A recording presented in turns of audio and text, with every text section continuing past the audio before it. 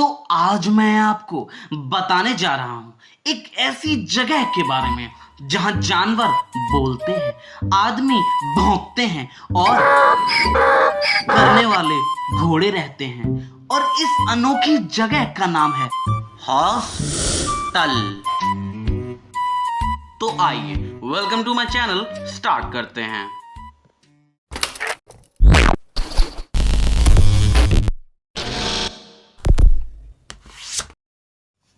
जी हाँ, हॉस्टल, जहां रहने तो साधारण आदमी जाते हैं, लेकिन जब वो बाहर निकलते हैं तो वो सर्वगुण संपन्न होते हैं। उन्हें अपने कोर्स के अलावा बाकी सारे सब्जेक्ट का ज्ञान होता है, जैसे चाय, मैगी बनाना, खाना बनाना, एक ही चड्डी को बिना धुले 15 दिन तक पहनते रहना, बिना पढ़े पेपर में पास होना, दोस्त की गर्लफ्रेंड को अपनी गर्लफ्रेंड जैसा प्यार देना, एक बोतल दारू को पूरे 10 लौंडों को पिलाना, बिना पंखे का कूलर इस्तेमाल करना और दूसरे का टुल्लू पंप चुरा के अपने कूलर में लगाना। और लड़कियों पे तो पूरी पीएचडी कर लेते हैं ये। हर हॉस्टल की एक खास बात होती है। यहाँ एक सीट पर पूरे 25 बच्चे होते हैं। ये एग्जाम सीट की बात नहीं हो रही है, अरे टॉयलेट सीट की बात हो रही है। यहाँ हगने के लिए भी लाइन लगानी पड़ती है और हद तो तब हो जाती है जब हम पूरे 10 मिनट से उंगलियों का सही इस्तेमाल करके अपनी टट्टी रोके खड़े हैं और अंदर मूवी देखी जा रही है और डायलॉग भी सुनाई दे रहा है, जा सिमरन जा, जी ले अपनी जिंदगी। अबे चूतिए, यहाँ हमारी जिंदगी एक उंगली पे टिकी है और तुम अंदर सिमरन को ट्रेन पकड़ा रहे हो।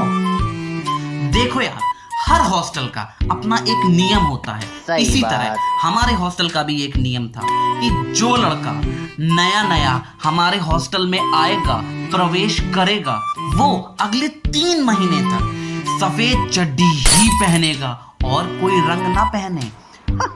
हम ढेर सारे छोटे छोटे चूतियों में एक बड़ा चूतिया सेलेक्ट किया जाता था और उसे चड्डी चेकिंग ऑफिसर बनाया जाता था, जो रोज सबके कमरे में जाता था और सुबह शाम सबकी चड्डी चेक करता था।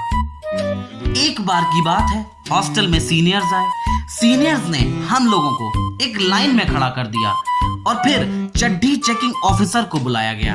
उनसे रिक्वेस्ट करी गई, आवेदन किया गया कि वो आए और हम सबकी चड्डी चेक कर लें।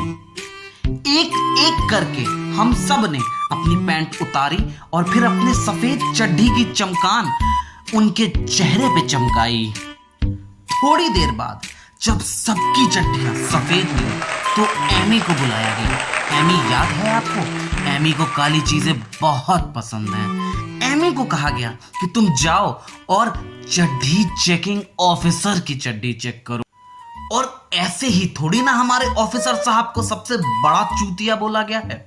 जैसे ही एमी ने हमारे ऑफिसर साहब की पैंट उतारी, अंदर से एक नीली फूल वाली चड्डी निकली। फिर क्या, कितनी जगह गेंदे खिले और कितनी जगह गुलाब, ये तो सिर्फ खेत जानता है या उसमें काम करने वाला माली। अच्छा, हर हॉस्टल की एक खास बात होती है। यहाँ ना 3 तरीके के लोग होते हैं। पहले टॉपर्स, दूसरे फरिश्ते, तीसरे हमारे जैसे लोग, जिनको देख के ये भी नहीं कहा जा सकता कि इन्होंने 10वीं भी पास करी है या नहीं। जो टॉपर्स लॉबी होती है, वहां कभी गए हो? इतनी शांति होती है ना वहां, जैसे कोई मर गया हो। वहां परिंदा भी फड़फड़ाने में डरता है कि कहीं आवाज ना हो जाए। और एक हमारी लॉबी है, जैसे लगता है हर वक्त जागरण चल रहा है। कहीं ढोलक बज रही होती है तो कहीं मंजीरा। एक बार तो एक टॉपर मेरे रूम में आया और मुझसे कहता है 250 ग्राम प्याज दे दो। अरे मुझे उससे याद दिलाना पड़ा कि भाई मैं भी तेरे साथ ही पढ़ता हूँ, तेरे कॉलेज में ही पढ़ता हूँ। तो कहता क्या है, मेरे को लगा यहाँ सब्जी मिलती है। देखो यार, अपना ना फंडा एकदम क्लियर है। अपना दोस्त आराम है लेकिन एग्जाम हराम है। इसलिए अपने लिए एग्जाम से पहले फरिश्ते आते हैं जो हमको रात भर पढ़ाते हैं और फिर पेपर में पास कराते हैं और पिताजी के डंडों से भी बचाते हैं। अच्छा, एक सवाल का जवाब दो। क्या तुमने कभी सच में दिवाली मनाई है? क्या तुमने कभी सच में दिवाली देखी है? अगर हाँ, तो बेटा आज दिन तक तुम्हारा नुन्नू धोखे में है। असली दिवाली तो हॉस्टल में होती है, वो भी एग्जाम खत्म होने के बाद। ये शाम को लगभग 6 बजे शुरू होती है और अगले दिन यही कोई 10-11 बजे तक चलती है। अक्सर इस दिवाली के जश्न में लोग खुशी में इतने विलीन हो जाते हैं कि वो भूल जाते हैं कि वो कहाँ हैं, क्या कर रहे हैं, सांस कहाँ से ले रहे हैं। और जैसे इसी बार की बात बताता हूं। दिवाली की रात के बाद अगली सुबह मेरा एक मित्र छत पे नंगा सोता हुआ पाया गया, वो भी कॉन्डम पहने हुए। जब उससे पूछा गया कि भाई यहां क्या कर रहे हो, तो उसका जवाब सुनिए। कहता है, तुम मेरे कमरे में क्या कर रहे हो? दिवाली का असर देख रहे हो? उसके बाद अपने बड़े बड़े पुट्ठे हमारे मुंह की तरफ घुमा के फिर से सो गया।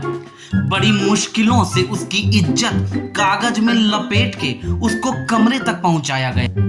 देखो यार, सच तो ये है, तुम जानते ही नहीं हो हम हॉस्टल वाले कितने शरीफ होते हैं। अरे दारू को तो हम कभी हाथ भी नहीं लगाते हैं, ये बात अलग है। जब भी लगाते हैं सीधा मुंह में लगाते हैं।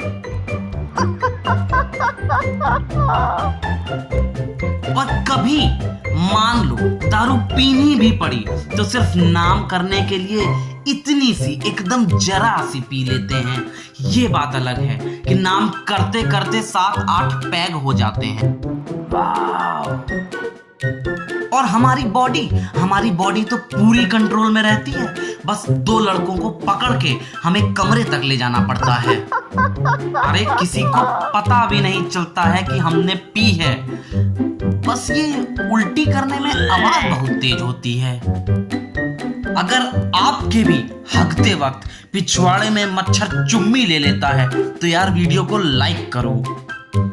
और जो भी महान पुरुष मेरी तरह दारू को हाथ भी नहीं लगाता है वो सब्सक्राइब जरूर करो। तो बस छोटे, अभी के लिए इतना ही। उम्मीद करते हैं वीडियो पसंद आया होगा। जितने भी हॉस्टल वाले हैं वो कमेंट सेक्शन में जरूर बताएं कि चिड़ियाघर में कौन कौन से जानवर नहीं हैं। मैं मोदी जी से बात करूंगा और तत्काल इंतजाम करवाऊंगा। बहुत थक गया हूं, अब थोड़ा आराम कर लेता हूं। Bye bye, tata. थोड़ी सी चाउमीन पैक कर दो ना भैया।